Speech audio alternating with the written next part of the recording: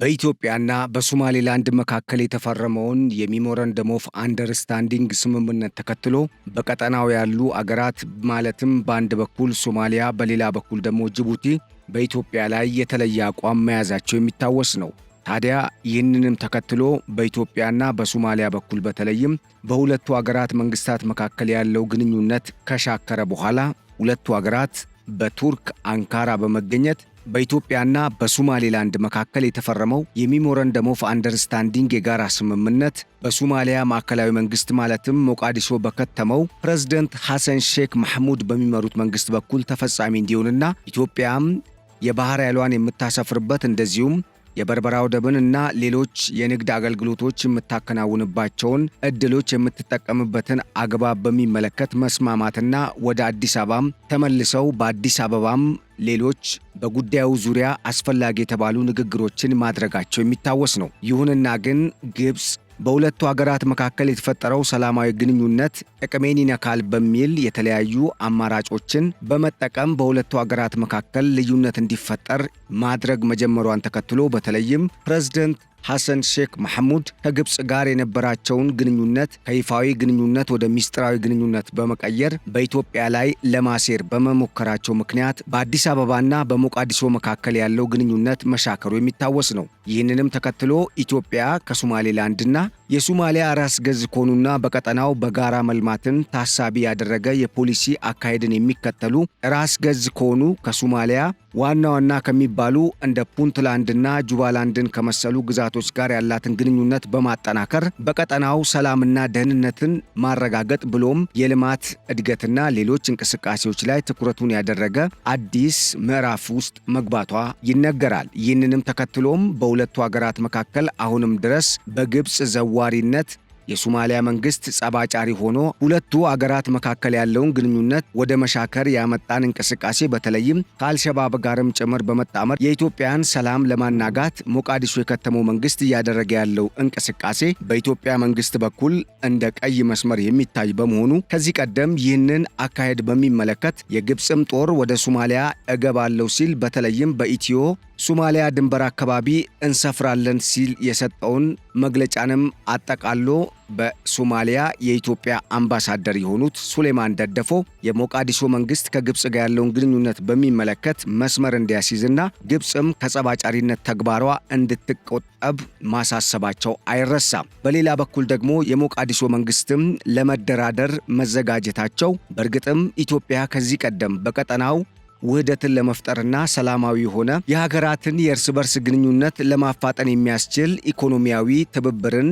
መሰረት ያደረገ የቀጠናውና የዓለም አቀፍ ግንኙነትን የሚቃኝ ወሳኝ የፖሊሲ ማዕቀፍን በማውጣት በዚህ ረገድ እስካሁን እያደረገች ባለው እንቅስቃሴ የተለያዩ ፈተናዎች ቢጋረጡባትም አሁንም ግን ዞረው ነገሮች ወደ ኢትዮጵያ እጅ የመግባታቸው ጉዳይ አጠያያቂ እየሆነ አለመምጣቱን የወጡ መረጃዎች እያመላከቱ ነው። ኢትዮጵያ ከሶማሊያ ጋር ያላት አሁናዊ ግንኙነት እንደቀደመው ጊዜ የሻከረ ባይሆንም ይሁንና ግን አሁንም ድረስ በኢትዮጵያና በሶማሌላንድ መካከል የተፈጠረው የጠበቀ ግንኙነት ለሞቃዲሾ መንግስት እረፍት የማይሰጥና ምቾት ያልሰጠ እንደሆነም እየወጡ ያሉ መረጃዎች አመላክተዋል። ይህንንም ተከትሎ በቀጠናው አዳዲስ የኃይል አስተላለፍ ስርዓት እንዲቀየርና አሁንም ድረስ ቀጠናው በትርምስ ውስጥ እንዲቆይ ጥረት እያደረገች የምትገኘው ግብጽ በጅቡቲና በሶማሊያ በኩል ኢትዮጵያ ላይ ለመዝመት ያቀደችው ዕቅድ አልሳካም ሲላት አሁን ደግሞ በሻዕቢያና በኢስማኤል ኡመር ጊሌ መንግስት በኩል በተደራጀ ኃይል በኩል ወደ ኢትዮጵያ ለመምጣት ጥረት እያደረገች የመሆኗ ጉዳይ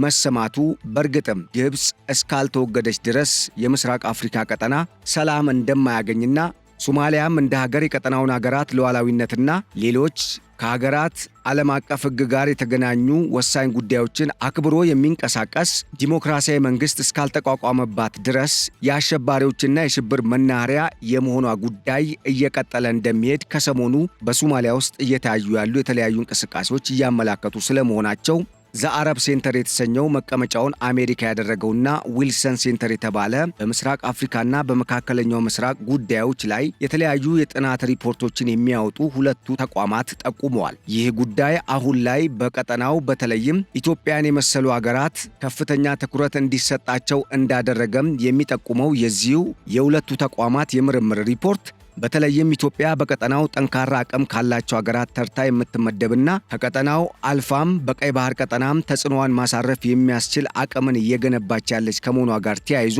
ሀገራት ለኢትዮጵያ የሚሰጡትን ትኩረት ከመቼውም ጊዜ በተለየ ላቅ ሊያደርጉ እንደሚችሉም ከወዲሁ መጠቆሙ ተሰምቷል።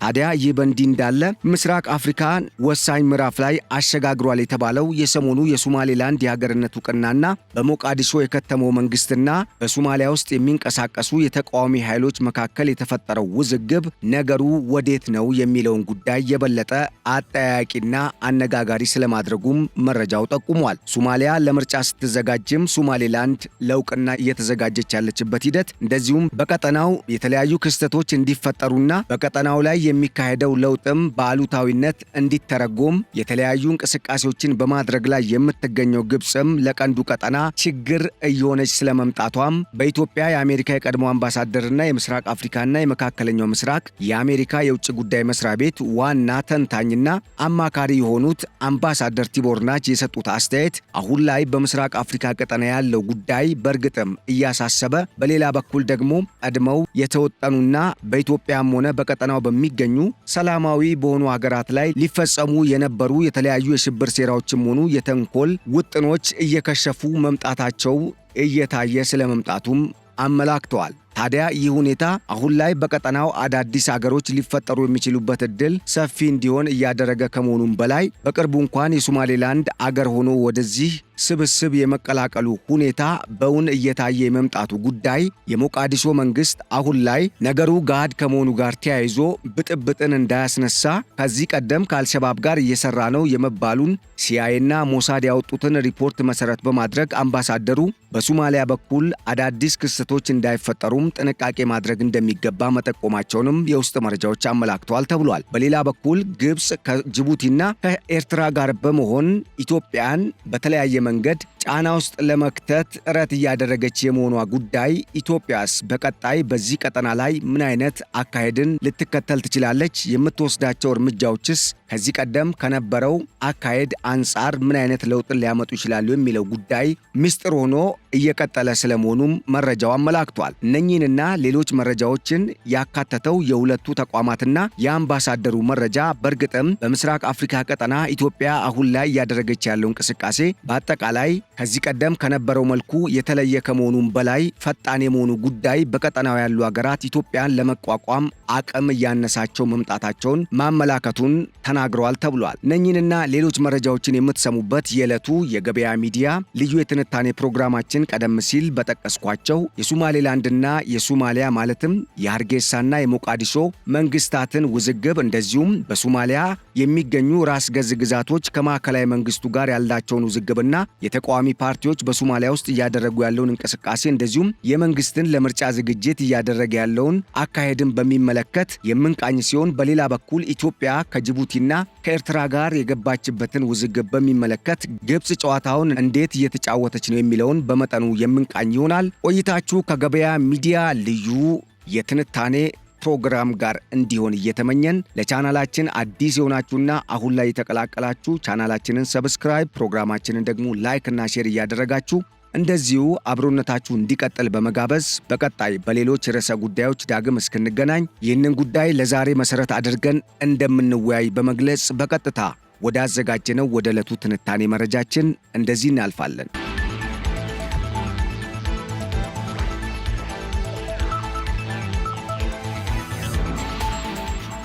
የምስራቅ አፍሪካ ጉዳይ አሁንም አነጋጋሪ ነው። በተለይም ቀጠናው አሁን ላይ ወሳኝ ምዕራፍ ላይ መድረሱን የሚያሳዩ የተለያዩ ተቋማት የጥናት ሪፖርቶች እንደሚያመላክቱትም ኢትዮጵያ ቀጠናውን ለመምራት ወደ ጫፍ እየደረሰች ስለመሆኗም አመላክተዋል። ከዚህ ቀደም የወጡ የተለያዩ ሪፖርቶች እንዳመላከቱት ኢትዮጵያ ቀጠናውን ለማስተሳሰር የሚያስችሉ እስካሁን ድረስ በይፋ ያልወጡና ነገር ግን ውጤታቸው በይፋ እየታዩ ያሉ የተለያዩ ጠንካራ የውጭ ግንኙነትና የሀገር ውስጥ ፖሊሲዎችን በማውጣት የመንቀሳቀሷ ጉዳይ አሁን ላይ ለደረሰችበት ስኬትና እያካበተች ላለው ከፍተኛ አቅምም ትልቅ መሰረትን የጣለ እንደሆነ ጠቁመዋል። ዘአረብ ሴንተርና ዊልሰን ሴንተር የተሰኙት ስለ መካከለኛው ምስራቅና ስለ ቀንዱ አፍሪካ ሀገራት የተለያዩ የጥናት ሪፖርቶችን የሚያወጡና እንደዚሁም በአፍሪካ ጉዳዮች ላይ አሁንም ድረስ የዘለቀ የተለያዩ የትንተና ሪፖርቶችን እያወጡ የሚገኙት እነኚህ ተቋማት ባወጡት አሁናዊ ሪፖርት እንዳመላከቱት በኤርትራ ያለው የሻዕቢያ መንግስትም ሆነ በጅቡቲ የከተመው እንደዚሁም የኢትዮጵያን ወጪ ገቢ ንግድ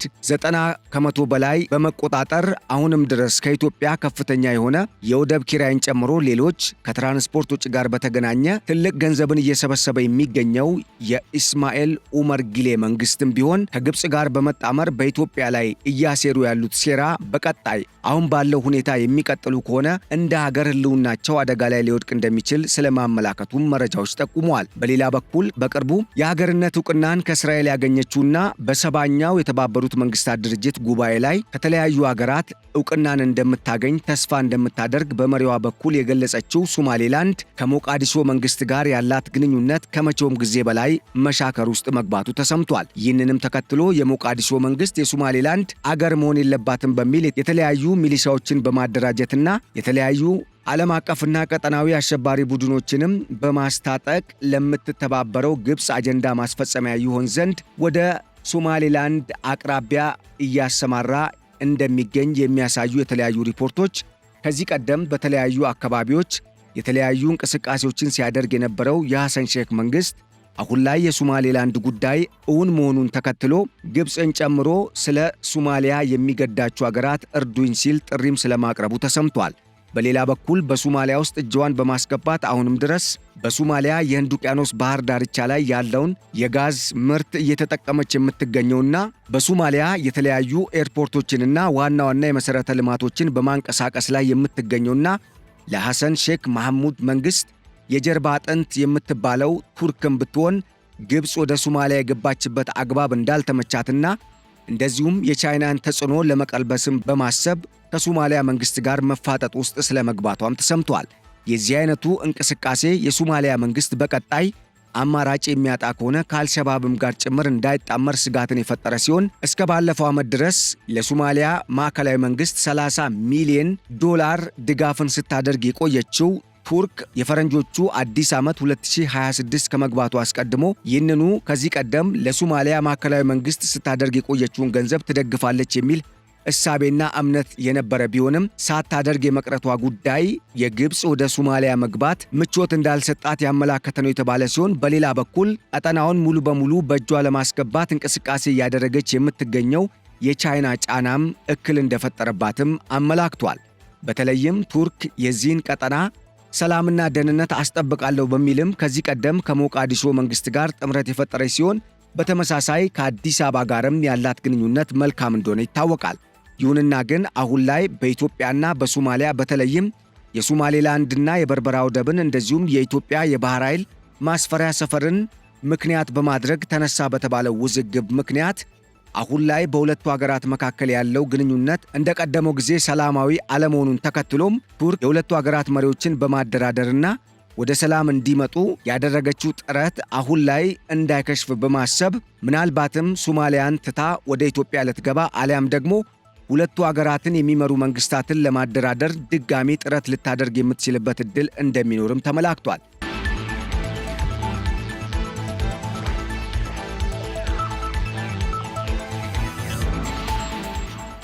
ይህን ደግሞ ቱርክ በዋናነት የምታደርገው ግብጽ ከሶማሊያ እንድትወጣ ፍላጎት ስላላት ሲሆን በሌላ በኩል በቻይናም ላይ ጫና ልታደርግ የምትችልበት ሌላ የመጫወቻ ካርድን እየፈለገች ስለመሆኗ ተሰምቷል። በዚህ ረገድ ከዚህ ቀደም የቱርክ ፓርላማ አስታወቀው በተባለው መረጃ የሶማሊያ ማዕከላዊ መንግስት በውድቀት ላይ ነው ያለ ሲሆን በተለይም ከፍተኛ የሚባል የሙስና እንቅስቃሴ መኖርና ወንጀል መበራከት ለሶማሊያ ማዕከላዊ መንግስት መዳከም እንደ ዋና ተግዳሮትና ገፊ ምክንያቶች የተነሳ ሲሆን የቱርክ መንግስትም ይህንን ሁኔታ ከግምት ውስጥ በማስገባት ለቱርክ ብሔራዊ ጥቅም ይጠቅማል ያለውን አካሄድ እንዲከተል አቅጣጫ ማስቀመጡን የቱርክ ምክር ቤት ማስታወቁ አይዘነጋም። ይህንንም ተከትሎ በኢትዮጵያና በሶማሊያ መካከል ከዚህም በኋላ የሚቀጥል ዘለቄታዊነት ያለው ሰላማዊ ግንኙነት እንዲኖር በማድረግ የግብፅንና ሌሎች የቱርክን እንቅስቃሴ የሚቃወሙና ምናልባትም ብሔራዊ ጥቅሟ ላይ ስጋትን ይፈጥራሉ የምትላቸውን ሀገራት ከሶማሊያ ለማስወጣት በማሰብ ቱርክ ኢትዮጵያና ሶማሊያ መካከል ሰላማዊ የሆነ ግንኙነት እንዲፈጠር ከዚህ ቀደም ከነበረውም በተለየ መልኩ አሁን ላይ በሁለቱ ሀገራት መካከል ሄድ መለስ እያለ ያለውን ግንኙነት ወደ በለጠ ሰላማዊ ወደሆነ መንገድ ለመመለስ ብሔራዊ ጥቅሟን ማዕከል በማድረግ እንደምትንቀሳቀስ የወጣው መረጃ አመላክቷል። ታዲያ ይህ መረጃ በእንዲህ እንዳለ ጅቡቲና ኤርትራን በአንድ ላይ በማጣመር በኢትዮጵያ ላይ ለመዝመት እንቅስቃሴ እያደረገች የምትገኘው ግብፅም ብትሆን በኢትዮጵያ ላይ ከዚህ ቀደም በሶማሊያና በጅቡቲ በኩል ለመግባት ያደረገችው ሙከራ መክሸፉን ተከትሎ አሁን ደግሞ የኢሳያስ አፈወርቂዋ ኤርትራንና የፕሬዝደንት ኢስማኤል ኡመር ጊሌ ጅቡቲን በመያዝ በሁለቱ አገራት አማካኝነት ሁለቱም አገራት ጥቅማችን ተነካ በሚል ኢትዮጵያ ላይ እንዲዘምቱ ለማድረግ እያመቻቸች ስለመሆኗም የወጡ መረጃዎች አመላክተዋል። ይህ ሁኔታ አደገኛ እንደሆነ የተገለጸ ሲሆን በተለይም የኢትዮጵያ 90% የሚሆነው የውጭ ገቢ ንግድ በጅቡቲ ወደብ በኩል የሚከናወን ከመሆኑ ጋር ተያይዞ የጅቡቲ መንግስት በኢትዮጵያ ላይ የሚወስደው ማናቸውም እርምጃዎች ማለትም ከወደብና ከትራንስፖርት ጋር የተገናኙ የተለያዩ እንቅስቃሴዎችን የሚገድቡ እርምጃዎች በኢትዮጵያ ኢኮኖሚ ላይ ጫና ሊያሳድሩ ስለሚችሉ ኢትዮጵያ አካሄዷን መፈተሽ እንደሚገባት ተመላክቷል ተብሏል። በተለይም ኢትዮጵያ ይህንን ጉዳይ ቀድሞ እንደሚከሰት በማመንም በበርበራ ወደብ በኩል የተለያዩ የወደብ አማራጮችን ለመጠቀም ሀርጌሳን መዳረሻዋ የማድረጓ ጉዳይ ከዚህ ቀደም ከኢትዮጵያ 3 እና 4 ቢሊዮን ዶላር በዓመት ሲያገኝ የነበረው የኢስማኤል ኡመር ጊሌ መንግስትን እንዳናደደውና አሁን ላይ ወደ ሬድሲ አሊያንስ ወደ ተሰኘውና ኤርትራ፣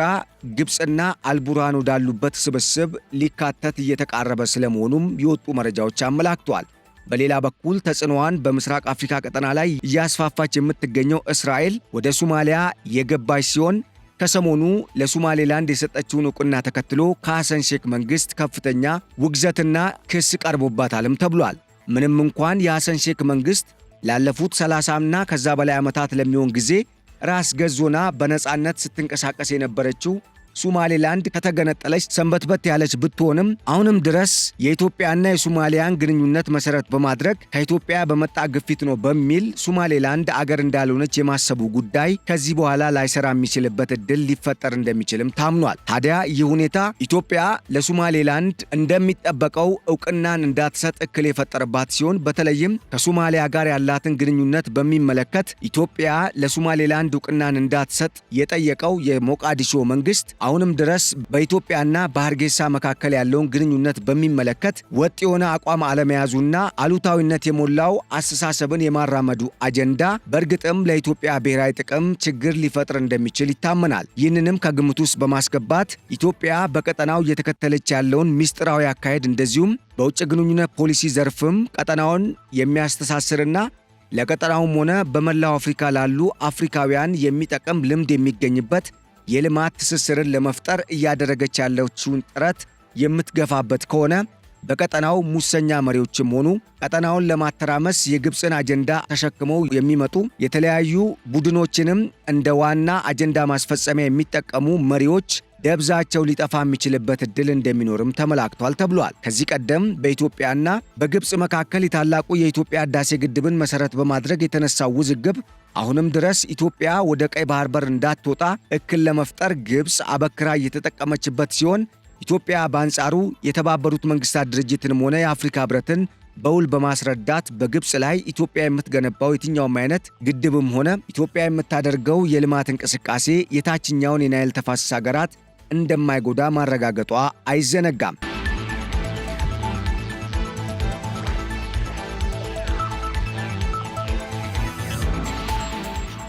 ታዲያ በዚህ ያረኩትና አሁንም ድረስ ኢትዮጵያን ካልተቆጣጠርን አሊያም የአባይ ውሃን ምንጩን መያዝ አለብን በሚል እስካሁን ድረስ ከኢትዮጵያ ጋር እየተገዳደሩ የሚገኙት ግብፃውያን በተለይም የግብፅ መንግስት በዚህ በምስራቅ አፍሪካ ቀጠና ላይ የሚያደርገውን የጸባጫሪነት ተግባር የማያቆምና በተለይም በቀጠናው እንደ ፕሮክሲ ጦርነት ለማስፋፋት በማሰብ ኤርትራንም ሆነ አልቡርሃንን እንደዚሁም አሁን ደግሞ ጅቡቲን ለመጠቀም እያደረገ ያለውን ጥረት የማያቆም ከሆነ በቀጠናው ያልተጠበቀ ክስተት ሊፈጠር እንደሚችልና ይህ ቀጠና ከመቼውም ጊዜ በላይ ገጥሞት ከነበረው ፈተና የበለጠ ፈተና እንዳይገጥመው ስጋትን ፈጥሯል ተብሏል። በሌላ በኩል ለቀጠናው ትልቅ ተስፋ ሆና የምትገኘው ኢትዮጵያ በቀጠናው ያለውን አጠቃላይ የልማት እንቅስቃሴና በጋራ ተባብረን እንልማ እንደግ የሚለውን እንደዚሁም ተጽዕኖ ለመፍጠርም ያለመውን ዓላማን ከግብ ለማድረስ እያደረገች ባለችው እንቅስቃሴ የኢትዮጵያ መንግስት በዚህ በምስራቅ አፍሪካ ቀጠና ላይ ለሚያደርጋቸው ማናቸውም እንቅስቃሴ እክል እንዳይፈጠር በተለይም ከግብፅና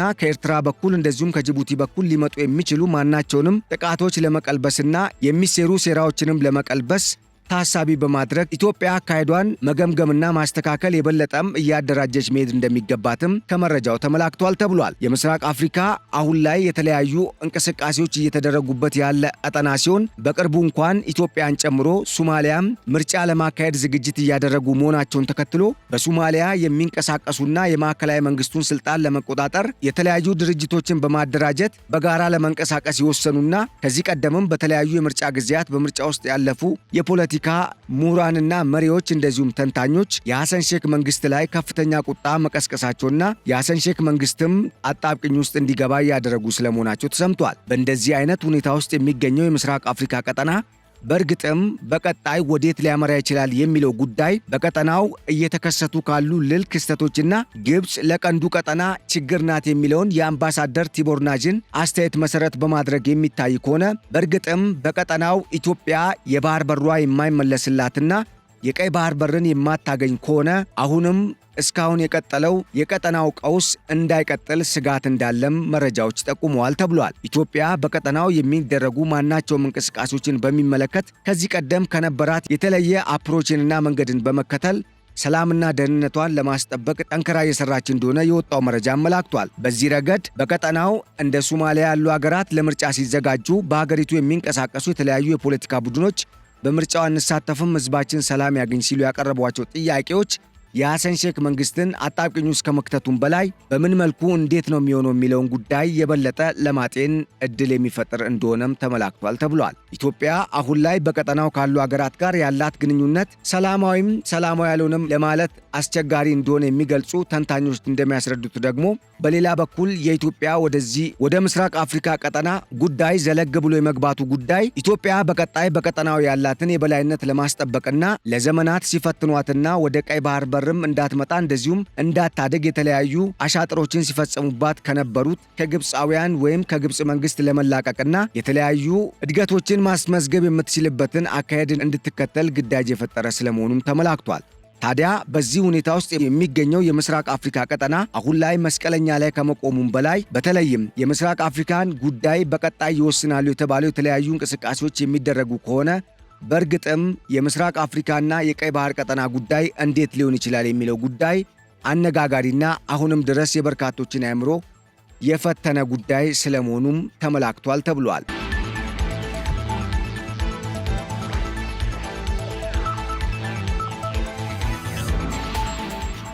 ውድ አድማጭ ተመልካቾቻችን እስካሁን ስትከታተሉት የነበረው የገበያ ሚዲያ ልዩ የትንታኔ ፕሮግራማችን እስካሁን የሰማችሁትን ይመስል ነበር። ስለተከታተላችሁንና አብራችሁን ስለዘለቃችሁ እጅጉን በማመስገን በቀጣይ በሌሎች ርዕሰ ጉዳዮች ዳግም እስክንመለስ